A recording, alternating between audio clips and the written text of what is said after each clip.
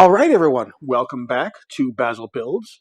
As always, I am your host, Basil Thistleton-Smythe, and tonight we are working once again on our HGCE Force Impulse Gundam from Gundam Seed Destiny.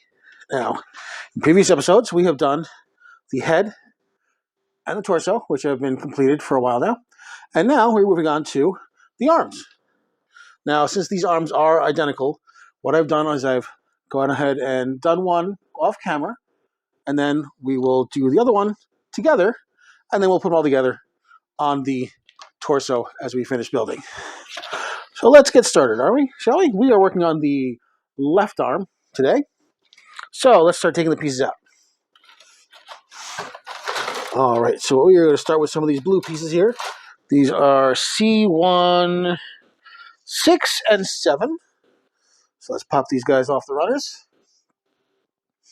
Now, when I've got two pieces grouped together like this, I usually cut them off together when I can.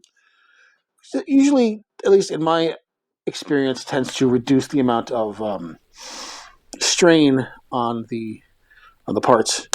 You don't get as much, especially on these dark blue colored parts. Tends to mark very easily.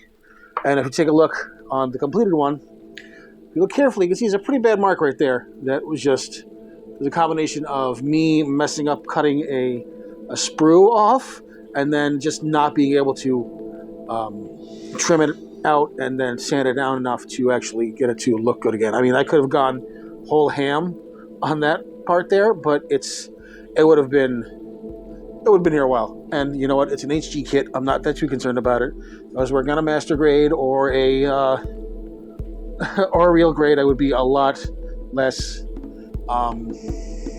lackadaisical about it. Probably would have gone in there and really gotten to work on it. But it's okay. Like I said, it's a $20 kit. But really, really, really retentive about it. And go and get an additional kit for that extra part and then part it out to see if I can fix the problem.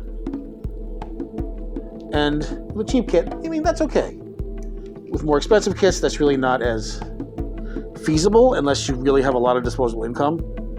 I mean, I'd love to have that much disposable income. I don't. I don't know if I ever will, so I'm not going to be buying doubles of like a $40 to $50 kit and then parting it out because I screw up the build. All right, so we've got these two parts trimmed off, and you can see there's a lot of action left over. Here on this one, you can see the part I ran into, the little thing sticking off. This is where you have to be really careful trimming this back. First, you pull off whatever you can from your nippers. Then very carefully take your hobby knife. I mean, very carefully. I mean, you want to brace it with your thumb on the back of your finger. And just very subtly take off whatever excess you can. Gently, without making a bigger mess. And also, of course, not cutting yourself while doing this. See, that was probably not a smart move. You'd be cutting towards myself. But it's slowly getting better. As you can see, if you do it right, it looks a lot better than the one I had. So, don't go too fast. Don't go too hard. And you can see a very huge difference already. Look at the difference. See, this makes me sad. This makes me happy. Anyway, we are going to need to put these two pieces together. For that, we're going to need a poly cap. A lot of model builders hate poly caps, which are very prevalent on older style HG kits. They're very smushy plastic, like I'm sure I've mentioned before in the past, and they are probably just the weakest part of a joint. Usually, like if the joint's going to fail, it's probably going to be wear. And they're also they're teeny tiny, and they're easy to lose, and they're fiddly to place. Thankfully, most newer kits do not make use of polycap joints anymore, which is great. I mean, polycap is great if you're just trying to find a quick solution, and I'm sure that it worked very well for a very long time. But the model technology today is much farther past that. Of course, you're just trying to build a cheap kit to get out and enjoy. There's nothing wrong with polycaps as far as cost control. They're kind of fiddly and a lot of modelers don't like them. I could do without them. Well, give or take, but... Did I miss a spot? Oh! Make sure you put the pins in properly. Okay, here we go. Something all right. There we go. And also the polycaps sometimes make it hard to push two pieces together so they sit properly, which was what was happening here. Okay, so let's finish this guy up now. This is the piece of shoulder armor. Needs a couple of finishing touches. We need a A28 and a C212. So the A28 is on this smaller A2 runner here. A28 is right here. Pop this guy off. Again, like I said, I like to trim pretty far from the piece. Though with white pieces, marking is a lot less of a problem. So when you trim these guys, you don't have to really obsess as much about causing problems that will leave a nasty mark behind. In fact, sometimes it's even harder to see if you've got any marks left behind. So this one, I mean, I could feel it and I could kind of see it, so I'm just going to do what I did before. I'm going to very carefully rub my hobby knife on a couple spots. Not too much, because you don't want to end up digging too deep into the plastic. See anything else that's really glaring? No, it's pretty good. At least in my untrained eye. Then we slip this guy right over one end of our spot here, which goes on this end, I believe. Slides right into place. There we go. Kind of caps the end there. The other piece we'll need is that C212. This is a teeny tiny fiddly piece. So what I'm going to do is, since this piece is so small, I'm going to use my sharper vault can nippers right on it, so I don't have to risk a second cut on teeny tiny little pieces. And for the most part, this came out pretty clean, which is great. So this goes right on here. This little cap on the end here. It fits just like that. Or did I reverse it? Did I reverse it? I can't tell. Is it supposed to slope down like that? It does. Okay, good. Oh, you know what? You see that little bit of a sprue there? A little bit of something left over. A little nub mark. Let's see if I can trim that very, very carefully, without scratching the side, which I did already. See? It was smart to take it off, but that's a little better. All right. So we've got the shoulder armor built. Now we have to build the actual arm itself. And we're going to start with the internal mechanisms of the arm, the joint. Just going to take a lot of these little gray guys here. I'm going to get out my B runners. B2. This is one. And how does B2? Okay. So, B2, we have B2 2, B2 3. Let's cut those guys out here. Stick these guys wide. And again, we'll say that this gray plastic that you sometimes use for the internal parts is a little softer than the other types of plastic, though not as soft as the polycap. So you can cut through it pretty easily. Also means it's a little more malleable. There's B2 3. There it is, right in front of my face. So it's a mixed blessing. You can even hear the difference when I cut into it. It's a much softer sound than a sharp snap that you get with the harder plastic. I'm not sure if it's an ABS plastic or something like that. I am not as knowledgeable on my different types of plastic as I should be, especially for a model builder that builds plastic models. I should know my different plastics. Or I could just have fun, enjoy it like I am doing. I mean, there's nothing wrong with getting as much knowledge as possible, and it definitely helps out. And I'm not going to say that you shouldn't find out as much as you can or want. I'm just saying that I have not bothered to find out what the exact differences are, except that I know that just for handling it, it's a different type of plastic. I also need B118. 13, 15, 18. There we go. Sometimes it's a little hard to find. This guy free. Okay. Now let's clean up these guys. Are going to need nubs. Now these are all internal parts for the most part, so you do not need to be super clean with the cuts as long as you're not cutting into the actual pieces themselves. In other words, if you see nubs sticking out, it's not the end of the world. These guys are pretty clean. So let's put this together. Now, this little piece here, this is the elbow joint.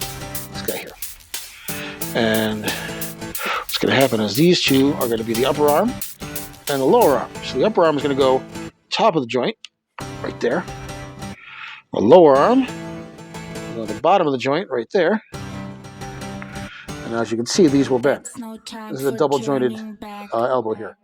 So the upper elbow, it'll bend to the upper elbow, and then it'll also bend to the lower forearm too. So these two pieces are in. Let's find the cap for this to keep this solid, and that's B21.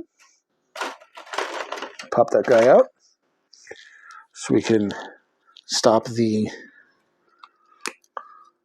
possibility of that joint coming apart. So snip this guy off here, and then just match up the shape, the pinholes.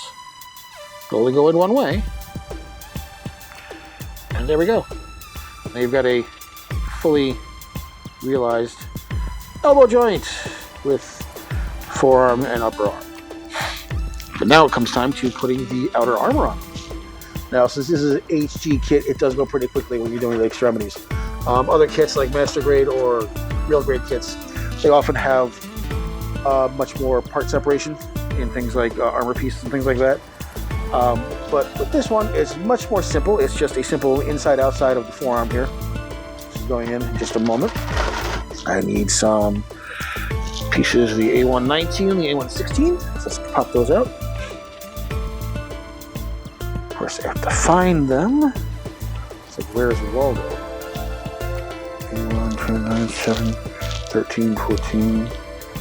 What in the world? Oh, there they are, right in front of my face. You can see them, of course. They're actually in the same location that the armor pieces for the other arm were. Usually grouped together when they print them up at the factory. They use these giant injection molding machines to create these runners off of masters, I guess. I've seen a couple of documentaries on how they do it. It's just these giant production floors with all these huge injection molding machines that are just spewing out these guys day and night. And then we've got this last little nub over here to trim off. Yep. And this one's a little rough as well, so very carefully again. Trim any of those little unsightly spots. Luckily, the white color of the plastic is the most forgiving.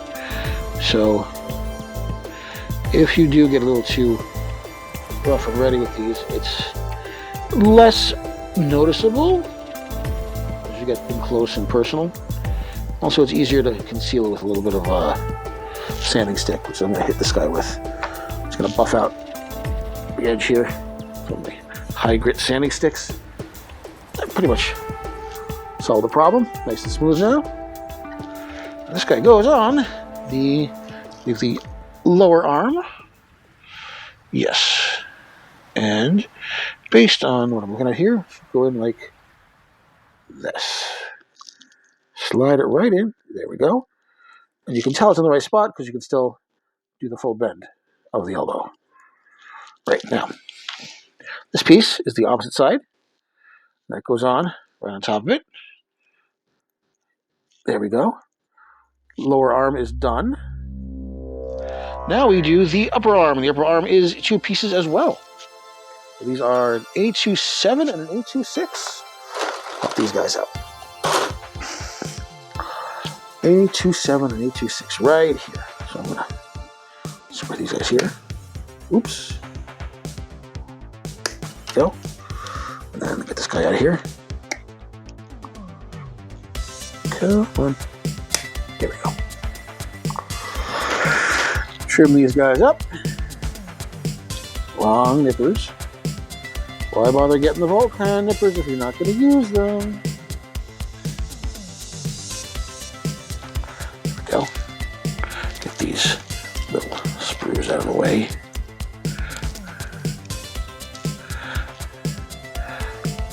Alright, let's get this guy off here. There we go. Let's get this giant sprue there and off of there. Let's see if these are pretty clean. A little bit of a nub mark there. Let's see if we can clean up a bit. Just a teeny bit. And no, do not cut your thumb off, please. Basil. Do not have any spares. This one is pretty clean as well. This one, where it's going to be on the model, it will be slightly obscured, so I'm not super upset if it's a little bit obvious. But just for the sake of being neat, do a little bit of cleanup there. Okay, so now, these go on the upper arm. So we have here. This one goes on, I believe, like this. There we go, all the way down, nice and snug. Most of the pieces you put on will be snug. Except for this one is not snug. And usually when you get a piece that doesn't sit snugly, it's kind of like a warning sign. Like, oh man, I must have done something wrong, right? No, it's just the way this one is made. It's designed to be a pivot point, so it's naturally loose. And that's okay, because what we do now is we take this piece, we stick it in a little hole there in order to create a complete arm and shoulder. As you can see, this is now almost done. We've got the shoulder, we've got the upper arm, the lower arm. Now what are we missing? The hand. Let's get that together. Hand's not that hard at all. It consists of exactly two pieces. We have A124, which is the white back of the hand. 124. Here we are.